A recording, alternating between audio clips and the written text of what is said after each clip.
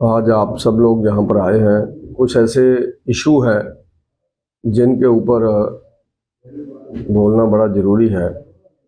एक तो मैं प्रथम देश के प्रधानमंत्री नरेंद्र मोदी जी का बहुत बहुत धन्यवाद करता हूँ, अमित शाह जी का, कि उन्होंने और उनकी सरकार ने इस देश के अंदर जो CAA सिटीजनशिप अमेंडमेंट एक्ट जो बिल पास किया है, उसके लिए उनको बहुत बहुत बधाई।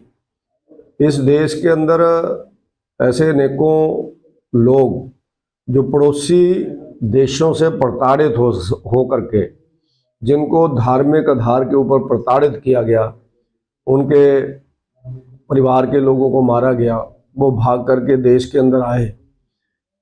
उन लोगों को जहाँ पर शरणार्थी के रूप में रखा जाता था, उनको सिटीजनशिप नहीं दी जाती थी। वो मजबूरी में वहाँ से आए, उनको भगाया गया, उनके धर्म को परिवर्तन करने की कोशिश की गई।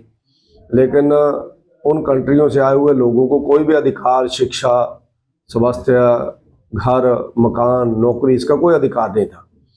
तो उसके नाते सिटीजनशिप अमेंडमेंट एक्ट के अंदर उनको ये सारे अधिकार दिए गए हैं। वो भी इंसान है, उसके नाते उनको जहाँ आश्रय दिया गया, उसके लिए इस बिल के कारण मैं इस केंद्र सरकार के मुखिया और के प्रदेश देश के होम मिनिस्टर को बहुत बहुत बधाई देता हूँ। और जो लोग इस बिल का विरोध कर रहे हैं, उन लोगों से मैं पूछना चाहता हूँ कि इस देश के अंदर म्यांमार से आकर के, बांग्लादेश से आकर के, अनेकों स्थानों से आकर के अनेकों घुसपैठिए जहाँ पर बैठे हुए हैं, क्या कभी उनको निकालने की बात उन्होंने की? इस देश के अंदर कई लीडर्स आज बोल रहे हैं कि हमारे रोजगार के ऊपर आएंगे, उनको जमीन दी जाएगी, उनको मकान दिए जाएंगे। हमारे देश के अंदर पहले लोगों के पास मकान नहीं है। तो इस देश के अंदर हर साल एक नया ऑस्ट्रेलिया पैदा होता है, 2.5 करोड़ लोग पैदा होते हैं हर साल। उन लोगों को जो जनसंख्या बिल है, क्या कभी उसको पास करने के उस नेताओं ने, उन पार्टियों ने उसकी इच्छा की प्रकट? जब Narendra Modi ji common civil code की बात करते हैं तो लोग ये विरोध करते हैं, जिसके अंदर सबको बराबर बच्चों के अधिकार मिलेगा और बच्चों को कंट्रोल करने की जो बातें होंगी उसके ऊपर की जाएंगी, तो ये विरोध करते हैं।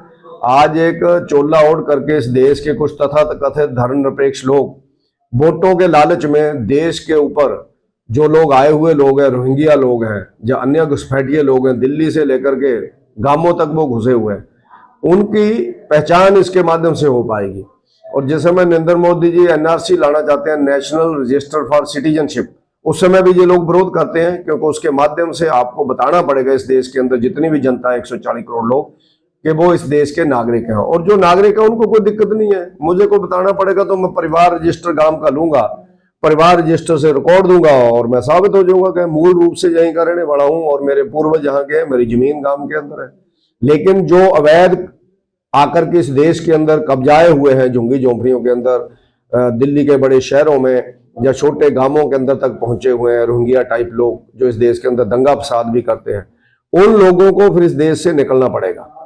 तो उसके कारण NRC का भी ये लोग विरोध करते हैं। यानी CAA इतना अच्छा बिल है कि बेचारे जो बाहर से गरीब लोग आए हुए हैं, खास करके जो 6 समुदाय इसके अंदर लिए गए हैं, और कई लोग इसको धर्म की दृष्टि से देख रहे हैं, उनकी जैसा मंदबुद्धि किसी की नहीं हो सकती है। जिन लोगों के 50 कंट्रीज हैं और उनके साथ कोई भी वितरका उन कंट्री के अंदर नहीं होता है, तो वो लोग क्यों भाग करके जहां पर आएंगे?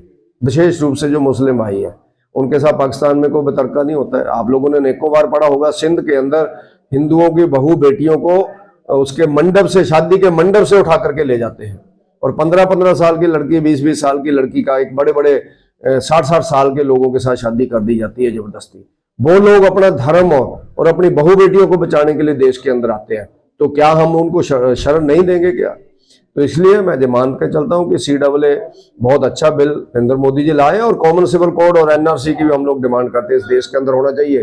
ये देश कोई धर्मशाला नहीं है, कोई भी आए और जहां पर बस जाए और जहां के सुख साधन संसाधनों को भुगते और बाद में धर्म के आधार के ऊपर दंगे करे इस देश के अंदर। ये किसी को इजाजत नहीं देनी चाहिए और ना ही होनी चाहिए।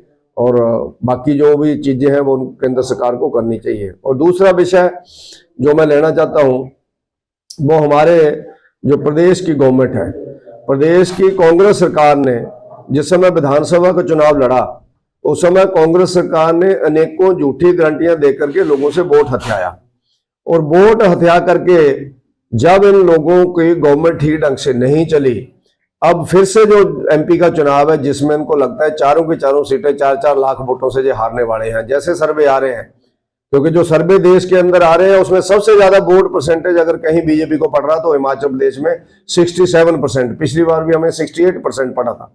तो हम लोग लाखों वोटों से जीते थे। शिमला की सीट हमने 3,27,000 से जीती थी, मंडी की सीट हमने 4,05,000 से जीती थी, हमीरपुर की सीट हमने 4 लाख से जीती थी और कांगड़ा की सीट हम लोगों ने 4,77,000 वोटों से जीती थी। कुल मिला के 16 लाख वोट भारतीय जनता पार्टी को ज्यादा पड़ा था। आज भी सर्वा वैसा ही आ रहा है, क्योंकि इनकी गवर्नमेंट फेल हो चुकी है। लालच दे करके जो गवर्नमेंट बनाई थी वो बिल्कुल बिखर चुकी है। मंत्री इनके भाग रहे हैं, एमएलए इनके भाग गए हैं।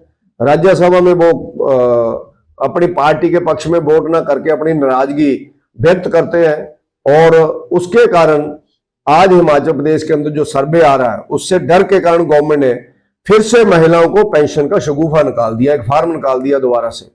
मैं उनसे पूछना चाहता हूं कि आप लोगों ने जो 1 साल पहले फार्म भराया था उसका क्या हुआ? वो फार्म कहां है? उस फार्म के ऊपर कांग्रेस के लोगों ने लोगों के नाम भराए, फोन नंबर भराए, और उसके बाद उन लोगों के खाते में पैसे डाले, पैसे डाल करके पैसे बांटे इन बेईमान लोगों ने, उन लोगों को पैसे बांट करके उन महिलाओं को बरगला करके वोट लिया, जिसके कारण कांग्रेस की गवर्नमेंट आई। आज फिर अपने इनके कार्यकर्ता जगह जगह फार्म लेकर के घूम रहे हैं। मैं इनसे पूछना चाहता हूं कि आपने जो पहले फार्म दिया था उस फार्म का क्या हुआ? इसका जवाब मीडिया के ऊपर आकर के मुख्यमंत्री जी से लेकर के कांग्रेस